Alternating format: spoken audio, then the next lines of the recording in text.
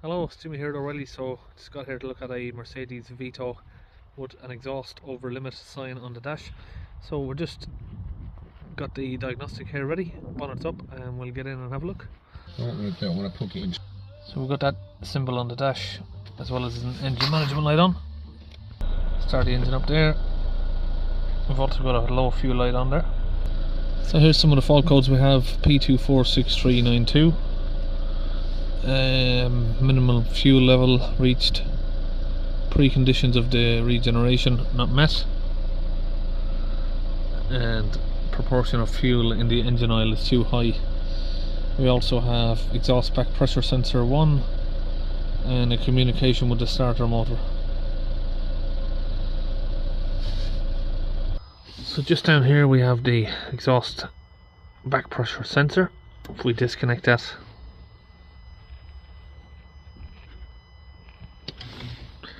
there we go. Now we'll get that sensor off and we'll check the pipe, make sure that it's not blocked. So this is a Renault engine, so it's very common for that to happen on these. Okay, so that's that sensor out. You can see there it's got a Renault stamp on it. That was a bit shocking to the customer, he didn't realise that. Okay, so surprisingly, if I get a vacuum gauge on that pipe, it doesn't look like it's holding pressure. Probably the first one I've seen that doesn't, but I do think someone was in here before me, just because the clip that holds the sensor in place was moved down slightly. So maybe somebody's already done that. What we do have is a short circuit within this sensor, so we're going to change it. That is very common as well, so I do carry loads of them in the van. So yeah, I've got a couple of those right there. We'll get one of those fitted. So if I come back and read the data stream of the exhaust particle filter system, we'll select that. Exhaust back pressure, diesel particle filter pressure 36, 45 grams of soot. If we hold it at 3000 RPM, we have got the sensor out, so pressure is going to be a little bit lower. 160. Like I said, I've got the sensor unplugged from here, so that would relieve a small bit of pressure, so probably just over 200. But what I'm going to do is I'm going to leave that open, and I'm going to use that pipe to clean the DPF, because the actual sensor on these, I do know on the Reynolds, is down here and it's really difficult to reach. So I'd rather go in through either the oxygen sensor or NOx sensor and the pressure hose here.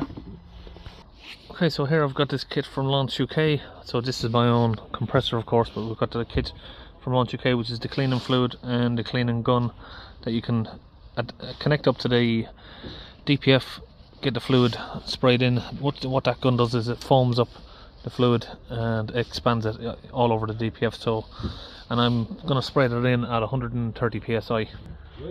Okay, I've got that connected up there. Okay, so I'm going to do this with the engine running because it is high. The DPF itself sits high and this pipe sits right close to the exhaust manifold, so you don't want to backfill into the cylinders and have to remove your glow plugs. So we're just going to now squeeze some of this fluid in here. Hopefully it don't come off. If there's too much pressure, the tube can explode off and then you'll have to try and reconnect it a bit harder. Just going to hold the trigger now with the engine running, keep the fluid going in, and we'll hopefully get this DPF cleaned down. Now of course we'll talk about the causes of why the DPF blocked. I can see many causes here why the DPF blocked on this.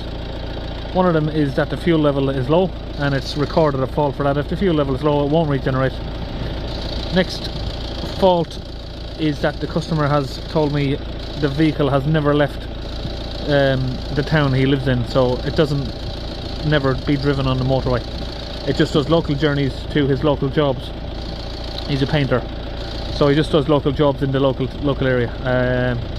That's another fault. And then the next fault we have is that the oil level is too high, so we're going to get some of that drained out in a minute.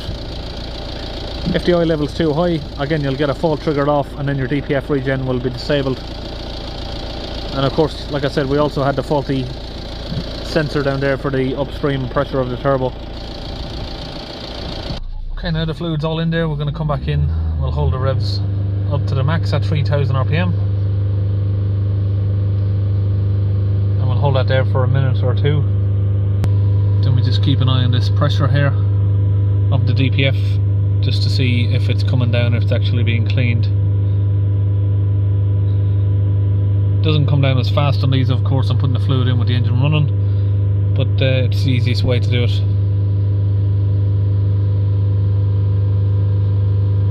So just hold the revs here now for a minute or two until the pressure comes down. We want to come down to ideally around about 60 millibars. So about a minute's gone by there, we're down to around about 94. And we come back here, we'll have a look at the grams of soot. We can see that that's rapidly dropping down from 45. We're down to 38 now so far. 37.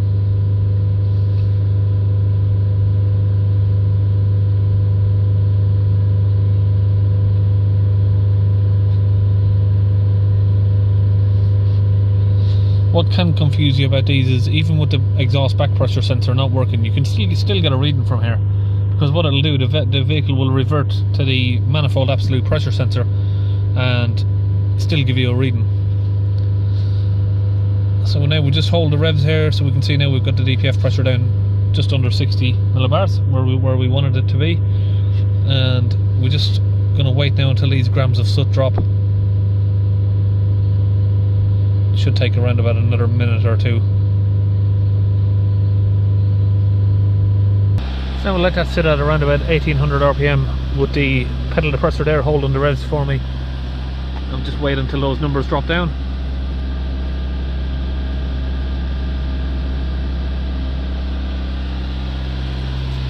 So at the exhaust there, you're going to see vapor, like a white smoke that comes from the steam of the fluid.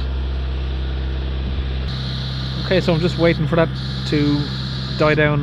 Within 4 or 5 minutes that smoke should go away.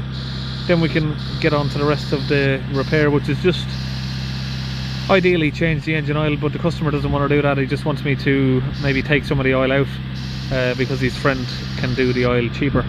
So we'll do that for him. Okay, now we've got the grams of soot down to 2 grams. And we just wipe the dipstick and check the oil level.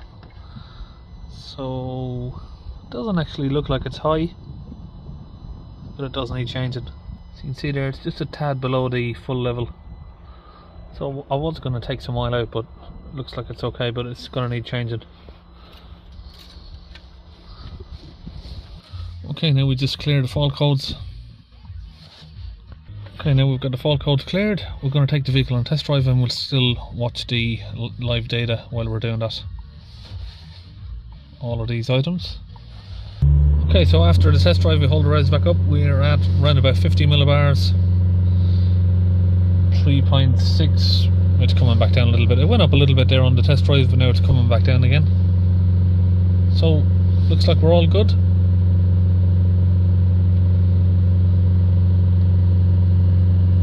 Okay, so we have 50 millibars at 3000 RPM. We still have around about 9 millibars there at idle, but that should drop a little bit further as the vehicle now goes on its drive home. So that's it, all finished on the Mercedes. I think it's a 1.6 or it might be the 1.5 DCI engine. So I'll see you on the next video.